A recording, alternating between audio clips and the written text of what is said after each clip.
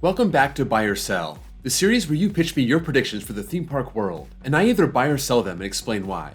If you want your idea considered for the next video, leave a comment below starting with Buy or Sell. In this episode, we look at Kumba, the Bat Clones, and which B&M may be next on the chopping block, when we can expect something new from Holiday World, and if Velocicoaster is going to be the one that ends Fury's reign as the world's best steel coaster. This is Buy or Sell, episode 16.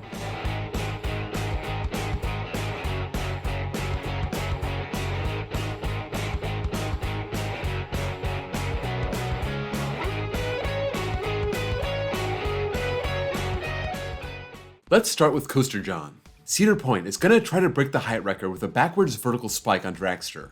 I'm one of those who think this could have a multi-pass launch. This would launch the train forward up the top hat, back down and launch backwards into a vertical spike, then launch again to get over the top hat. If they do this, that back spike will be pretty tall, but will Cedar Point try and make it over 456 feet to beat King Dakar? I'm selling that. I don't think Cedar Point wants the record like this. They know it's cheap. I mean, look at how they ignored all of Superman's records. Millennium Force was the first coaster over 300 feet. Top Thrill Dragster was the first Stratocoaster, a coaster over 400 feet. Yeah, they just dismissed Superman for being a shuttle coaster, and the fact the train didn't reach its top height. This would be the same thing, so if it does get a spike, I don't think it'll be anywhere near 456 feet. Coffee Table 240. Retrofitting steel coasters will become more common in the next 10 years. For example, what Zamperla is doing for the Intamin Accelerator Coaster for P&E Playland. I think we're just scratching the surface on this one, so I'm buying it. Playland is recycling an old hydraulic launch coaster, the one known as Senza Fiato from Magica, but they don't want the hydraulic launch. They want the much more common, reliable, and less complicated LSM launch. Recycling coasters with outdated features could be a big thing in the future. We saw this happen with coasters that were not relocated, like Psyche Underground and Montezuma's Revenge. So any of the other Schwarzkopfs with ancient launch systems, or Intamins with unreliable launch systems. It seems cost effective to make this change and save an existing ride. John Farrell. Cedar Point will get a gravity group instead of a GCI. This is a good question, and much more questionable than it was a year ago. Before recently, GCI and Cedar Fair were a natural fit. They had to be thrilled with how popular Mystic Timbers turned out to be. That was kind of a filler coaster between Banshee and Orion, and it turned out to be a lot of people's favorite in the park. They also got GCI to do Zambezi Zinger for Worlds of Fun, showing Cedar Fair they can be innovative, using their steel Titan track for the spiral lift. They have no gravity group coasters as of now, but they did seem to be in the works for a shuttle wooden coaster for Dorney Park. That would have probably been from the gravity group, and they're using them to retrack Grizzly at King's Dominion. That being said, I bet they still go with GCI, so I'm selling this. GCI has so much to offer that Cedar Fair would be interested in, but at this point, I would not be surprised to see something from Gravity Group. Beddingfield Coasters. In the distant future, Skyline will be one of the top 5 most successful manufacturers. I rip on Skyline a lot, and frankly, I don't feel bad about it. Harley Quinn was horrible. Tidal Twister was supposed to be an improvement, but it was also pretty bad. But there's a lot more to Skyline and a lot more to come. We got the Pescetti Bowl coasters coming this year, and we'll see if these are at least smooth, even if they aren't super thrilling. They also designed some of GCI's best wooden coasters. It makes me wonder if they'll ever take those talents and build their own great coaster. I'm buying this because this company keeps trying. They've shown some promising signs, and they should get better with time. I can see them possibly being a top 5 manufacturer down the line. Hi. The old Batman the Ride clones will start getting removed in the next 5 to 7 years. The Batman clones are definitely getting old. Great Americas is about to enter its 32nd season, Great Adventure 1 year behind, and Magic Mountain another year behind. We could see some problems start popping up. I keep going back to Incredible Hulk. That didn't even make it 20 years before I had to get a full retracking. But that makes sense. It's big. It runs 3 trains every single day of the year. But this year, you have Nemesis at Alton Towers also getting retracked. This is a small-scale invert from 1994, very similar to Batman clones. All that being said, I'm selling their removal. Because it's Six Flags, and because those Bat clones are so closely tied to them, I could actually see them paying for a retrack when it's needed. It's not cheap, but they can reuse footers, reuse supports, keep the station, just slap on some new track and the ride's as good as new. I will be very interested to see what happens in the next 5 to 10 years. Alex DeLuca. A new park is announced for the Houston area by 2030. Houston used to be home to one of America's best parks, Astroworld. Over time, the park fell behind the rest and got a bad reputation, closing down in 2005 when Six Flags got desperate for money and attendance kept dropping. This left the Houston area without a major park, and we're not talking about a 2-bit city. We're talking about the 4th biggest city in the country. There's New York, LA, Chicago, and then Houston.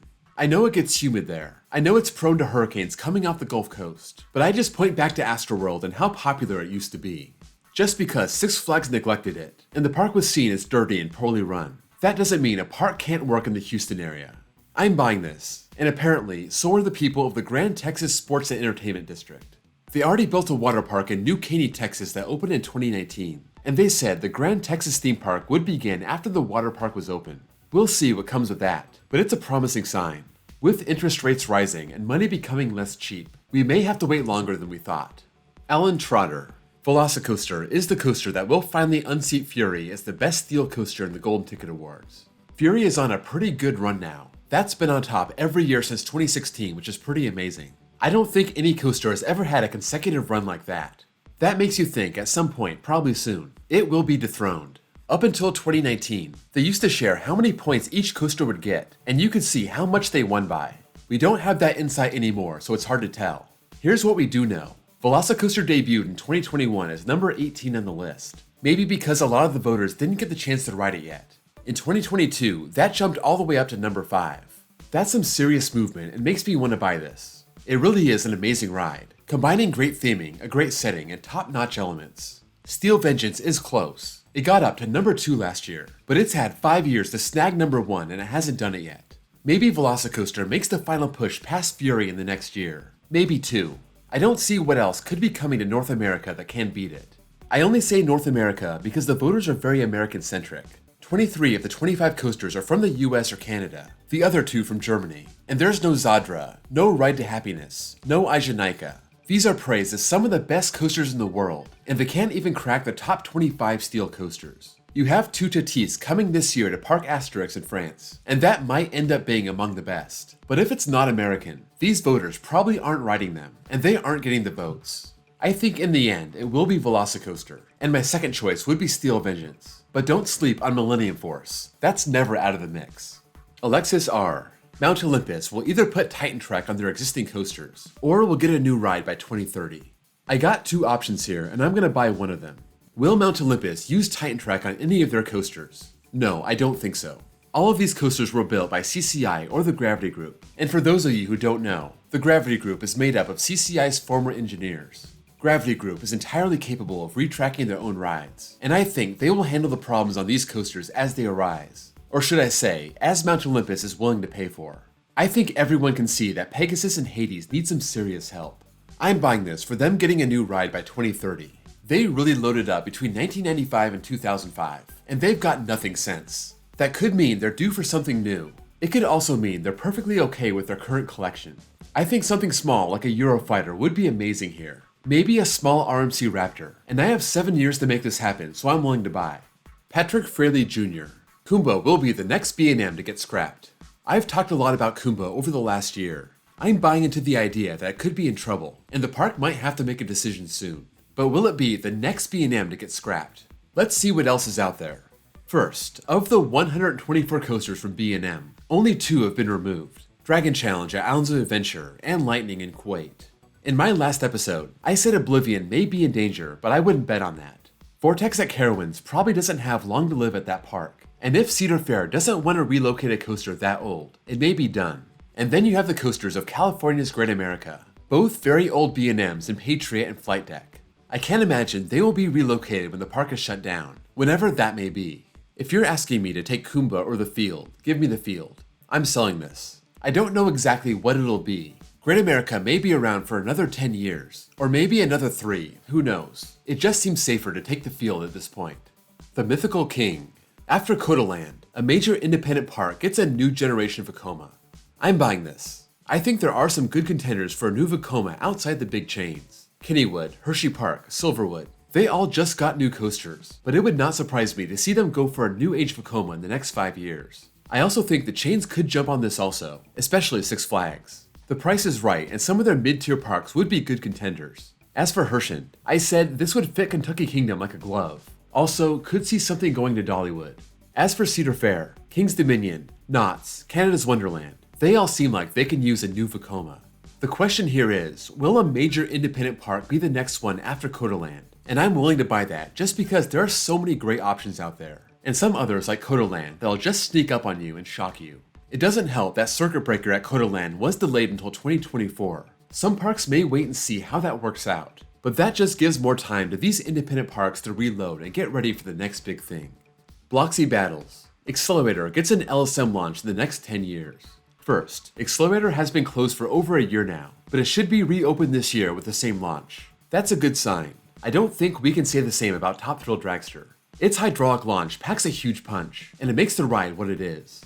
That being said, don't get used to it. I'm buying this, especially if Dragster has a successful reopening with LSMs. If Cedar Fair determines they can replace Accelerator's launch with magnets, I think they do it in the next 10 years. So much easier to maintain, so much less downtime. It may make the ride worse, but at least it'll be open.